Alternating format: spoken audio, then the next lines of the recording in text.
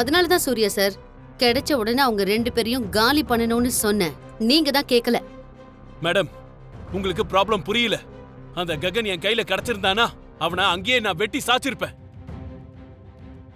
ஆனா நமக்கு கிடைச்சது பூமி.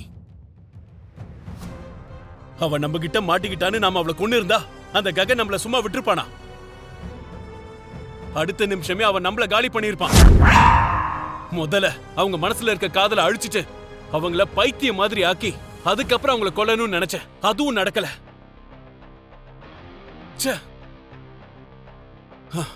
இதுல என்ன கொடுமை தெரியுமா மேடம்? 2 பேரும் சேர்ந்து சாகட்டும்னு பூமி உடம்புல பாம்ப கட்டி வச்சேன். இந்த போராட்டத்துல ககனாவது உயிரோட இருக்கட்டும்னு பாமோட அவ தூரமா ஓடி போயிட்டா. போற போக்குல அந்த ககனை மிஸ்கைட் பண்ணி அவனை கொன்னணும்னு பார்த்தேன். ஆனா அந்த பூமி திரும்ப வந்து அவனை காப்பாத்திட்டா. நடந்த எல்லாத்தையும் நினைச்சு பார்த்தா எதுக்கு நான் இன்னும் உயிரோட இருக்கேன்னு எனக்கே அசிங்கமா இருக்கு.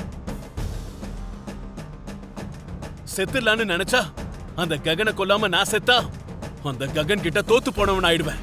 அதுக்குதான் நான் உயிரோட இருக்கேன் மேடம். இவ்ளோ வைராகியம் நல்லதில்ல சூர்யா சார். அந்த ககன் பூமி 2 பேருக்கு ஒரு முடிவு கட்டணும்னா நம்ம உயிரோட இருக்கணும்ல.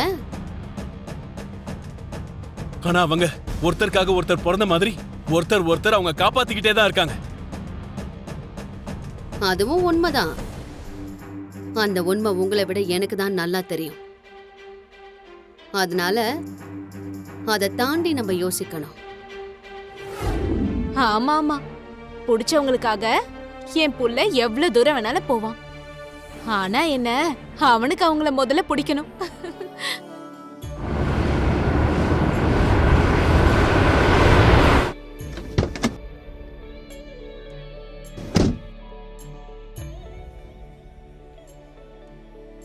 அதோ பேசிட்டு இருக்கும் போதே என்னோட புருஷன் உன்னோட வருங்கால புருஷனை கூட்டிட்டு வந்துட்டாரு.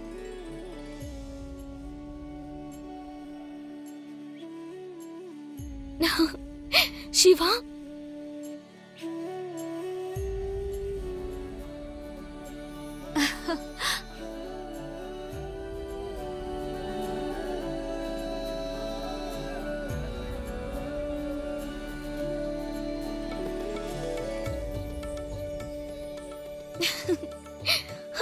அண்ணா,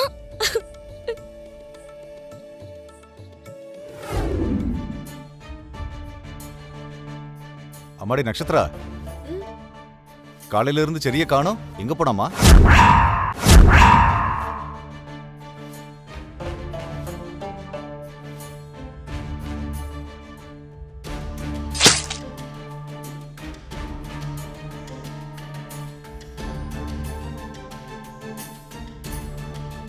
நான் செடியை பத்தி கேட்டுட்டு இருக்கேன், நீங்க 2 பேரும் ஒருத்தர் மூஞ்ச ஒருத்தர் பாக்குறீங்க.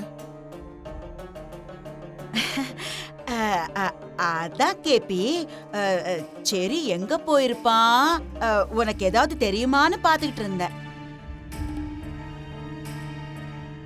செரி எங்க இருப்பான், அவன் தான் போயிட்டானேன்னு எங்க பேபி பாத்துக்கிட்டு இருக்கா. போயிட்டானா? அதான் மாமா, யாராவது ஃப்ரெண்ட்ஸ் வீட்டுக்கு போயிருப்பாரோ என்னமோன்னு நான் யோசிச்சுட்டு இருந்தேன் மாமா. பிந்துவை என்னமோ ரூமை விட்டு வெளியே வர விடல, மீரா என்னமோ காய்ச்சல்ல படுத்திருக்கா. சரி எங்க இருக்கானோ தெரியல. இவங்க 3 பேர்ல ஒருத்தர் இல்லைனா கூட எனக்கு சாப்பிட்ட மாதிரியே இருக்காது.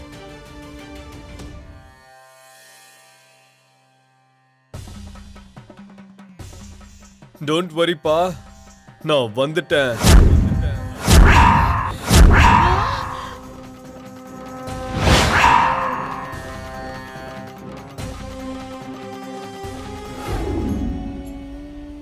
நாளைக்கு விடிஞ்சா போகி பண்டிகை. அந்த அயோக்கியன் சூர்யா உருவாக்கின கஷ்டங்களை கண்ணீரை தாண்டி நல்ல நாளுக்கு அடி எடுத்து வைக்கணும். பண்டிகைய தாம் தூம்னு சந்தோஷமா கொண்டாடலாம். நாளைக்கு அக்கா பிறந்த நாள்.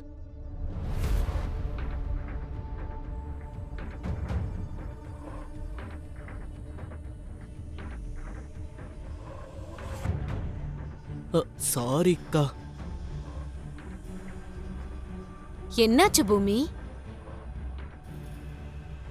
உன் தம்பியை இப்படி கண்ணாலே மிரட்டுற? உன் பிறந்த நாளை பத்தி சொன்னா தப்பா என்ன?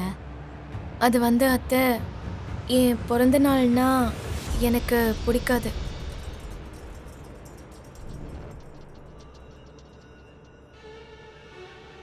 ஏன்னா எனக்கு உயிர் கொடுத்த அதே நாள் அன்னைக்கு என் அம்மா இறந்து போயிட்டாங்கல்ல.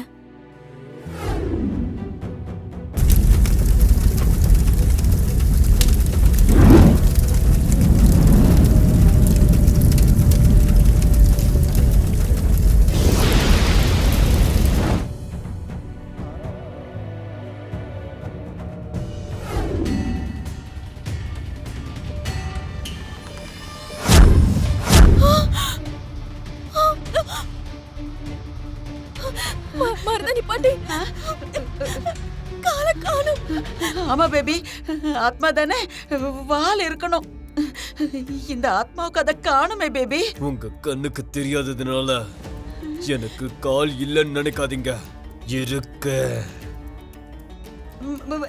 நாங்க சத்தமே இல்லாம பேசுறதும் உங்களுக்கு கேக்குதா பேய் தம்பி? மனசுக்குள்ள பேசிக்கிட்டாலும் என் காதுல கேக்கும் மருதாணி பாட்டி. ஐயோ, அப்ப மனசுக்குள்ளேயே திட்டிக்க முடியாத நிலைமையில இருக்கேனே. ஐயோ,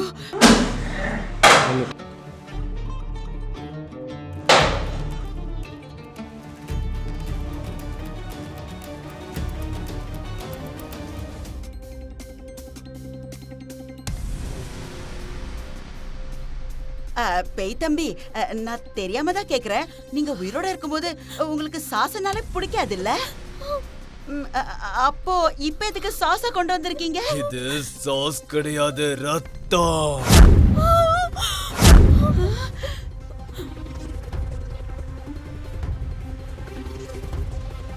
ஆத்மாவுக்கு உணவுல ரத்தம் ரொம்ப முக்கியம். அதுதான் இந்த ஆத்மாவுக்கு சக்தியை கொடுக்கும். ஆமா, அந்த ரத்தம் யாரோடது தம்பி? ஆத்மாக்களுக்கும். ஆத்மா உலகத்துல சூப்பர் மார்க்கெட் இருக்கும், அங்க இருந்து நான் வாங்கிட்டு வந்தது.